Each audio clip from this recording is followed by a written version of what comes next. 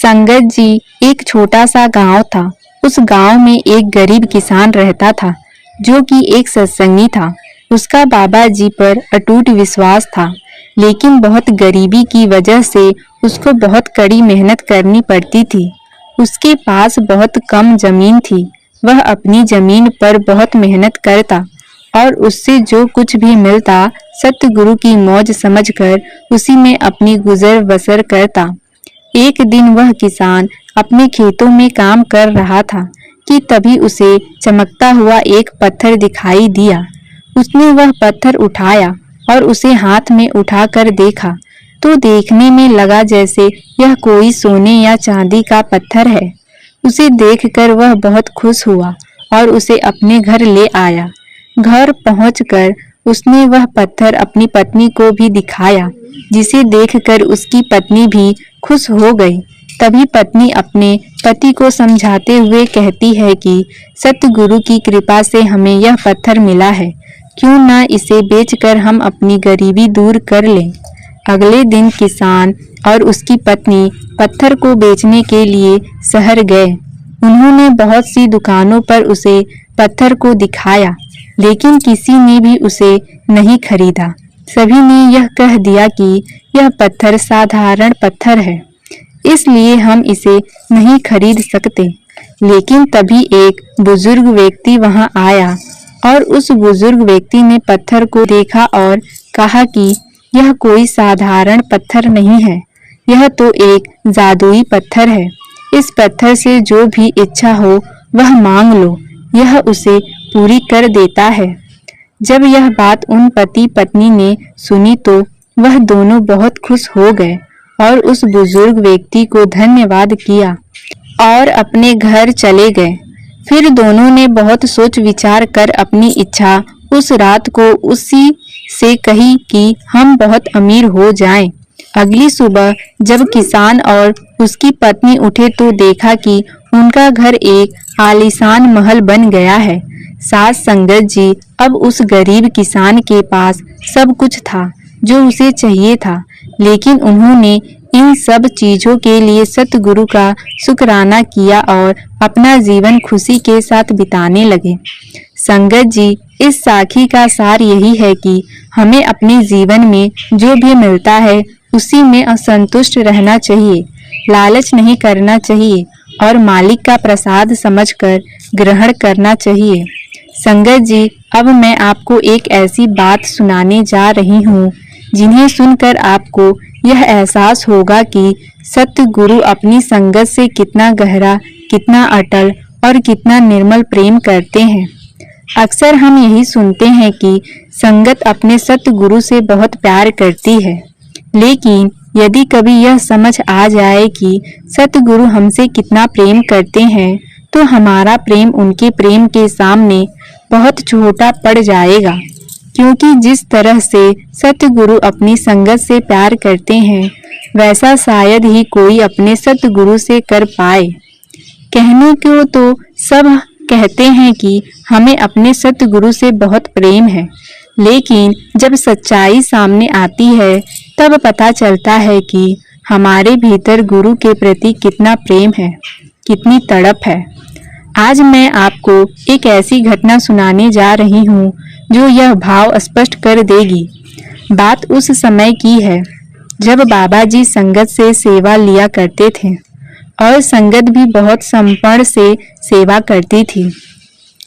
जगह जगह से सेवा आई हुई थी और हर कोई विनम्रता से, प्रेम से गुरु घर की सेवा में लगा हुआ था। उसी समय एक सत्संगी भाई थे जो कभी भी सेवा नहीं छोड़ते थे। जब भी हुक्म आता वे तुरंत तैयार हो जाते, लेकिन उस दिन उनके साथ गांव से कोई जाने वाला नहीं था। अकेले जाना उन्हें थोड़ा कठिन लग रहा था, इसलिए वे अपने साथी की तलाश करने लगे। उन्होंने अपने पड़ोस के एक परिचित मित्र को सेवा पर चलने के लिए कहा। पहले तो उस व्यक्ति ने मना कर दिया, लेकिन सत्संगी भाई के बार बार कहने पर वह तैयार हो गया। सत्संगी भाई ने उससे कहा था, तुम किसी बात की चिंता मत करना, तुम्हारी संभाल मेरा सतगुरु कर लेगा। तुम्हारे पीछे का काम भी वही संभाल लेगा। तुम बस मेरे साथ चलो, चाहे सेवा करो, चाहे सत्संग सुनो, चाहे आराम करो, यह तुम्हारी इच्छा है। लेकिन मेरे साथ चलो, क्योंकि आज कोई और साथ नहीं जा रहा है। अकेले जाना मुश्किल होगा। बाकी सब मेरे बाबा जी पर छोड़ दो, वो बहुत बड़े हैं, सब ठीक कर देंगे। इन बातों को सुनकर वह मित्र भी सेवा पर जाने लगा और दोनों एक साथ सेवा के लिए निकल पड़े। वहां पहुंचते तो उसने देखा कि हर कोई तन मन धन से सेवा कर रहा है। उनकी लगन देखकर उसके अंदर भी सेवा के प्रति प्रेम जाग उठा और वह भी जोर शोर से सेवा में लग गया। कुछ ही दिन सेवा चलती रही और फिर वो अपने अपने घर लौट आए। कुछ दिनों बाद वह मित्र सत्संगी भाई के पास आया और बोला, कल रात मेरे सपने में तुम्हारे गुरुजी आए थे। मुझे अपने साथ ले जाने की बात कहकर गए हैं। उन्होंने कहा है कि तैयार रहना, मैं तुम्हें लेने आऊंगा। मुझे समझ आ गया कि उन्होंने ऐसा क्यों कहा। मेरी उम्र हो चुकी है, शायद मेरा अंतिम समय नजदीक है। यह सुनकर सत्संगी भाई बहुत हैरान हुआ। उसे समझ नहीं आ रहा था कि ऐसी कृपा उस व्यक्ति पर कैसे हो गई जिसने पहली बार सेवा की थी। वह भागता हुआ बाबा जी के पास गया और सारी बात बता दी। उसने बाबा जी से कहा, हे सच्चे बादशाह, मैं वर्षों से आपके साथ जुड़ा हूँ, हर सेवा में आया हूँ, आपके हर वचन को माना है, लेकिन आज तक आपने मुझे ऐसी कृपा नहीं दी। आप मेरे सपने में कभी नहीं आए, लेकिन जिसे मैं अपने साथ लेकर गया, जिसने पहली बार सेवा की, उस पर आपने इतनी जल्दी मेहर कर दी। इतना कहकर वह सत्संगी बाबा जी से रूठकर एक तरफ खड़ा हो गया। सतगुरु ने उसे बहुत प्रेम से अपने पास बुलाया और कहा, भाई, इसमें मैंने क्या किया? मैंने तो वही किया है जो तुमने उसे कहा था। याद करो, जब तुम उसे साथ ले जाने के लिए मना रहे थे, तब तुमने उससे कहा था कि मेरा गुरु बहुत बड़ा है, वह तुम्हारी संभाल करेगा। तुमने जो वचन दिए, मैं उन्हें कैसे टूटने देता। मैंने तो सिर्फ वही निभाया है जो तुमने उस जीव से कहा था। यह सुनते ही वह सत्संगी फूट फूट कर रो पड़ा।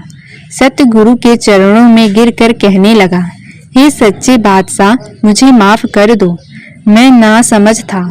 आपने तो वही किया जो मैं विश्वास से बोलना आया था। आसपास की संगत भी यह देखकर भावुक हो गई। सभी के अनुभव किया कि सतगुरु अपने भक्तों के हर वचन, हर भावना और हर भरोसे से कितनी कद्र करते हैं। संगत जी, सोचने वाली बात यह है कि यदि सतगुरु हमारे जुड़े हुए लोगों तक की संभाल कर रहे हैं सिर्फ इसलिए कि हम उनसे जुड़े हैं, तो वो हमारे लिए कितना करते होंगे। उनकी कृपा, उनकी मेहर, उनकी रहमत का अंदाजा ही नहीं लगाया जा सकता। जो रोजाना भजन बंदगी करते हैं, नाम की कमाई करते हैं, वचनों पर चलते हैं, वे ही इस प्रेम को समझ पाते हैं। लेकिन जो कम ध्यान देते हैं, उनकी संभाल भी सतगुरु वैसे ही करते हैं। फर्क सिर्फ इतना है कि हमें पता नहीं चलता। ऐसा समर्थ गुरु जिसे मिल जाता है, सबसे बड़ा सौभाग्य है। वह न सिर्फ हमारे आवागमन का खेल खत्म करते हैं, बल्कि नाम की बख्शीशी के समय ही सचखंड जाने का मेहर लगा देते हैं। और यदि हम प्रेम में किसी को कुछ अच्छा कह दें, तो सतगुरु उसकी भी संभाल कर देते हैं। उनकी कृपा का कोई अंत नहीं, उनकी रहमत की कोई सीमा नहीं। इसलिए संगत जी, हमें भी अपने सतगुरु से सच्चा प्रेम करना है, उनके वचनों पर चलना है, रोजाना भजन बंदगी और नाम की कमाई करना है।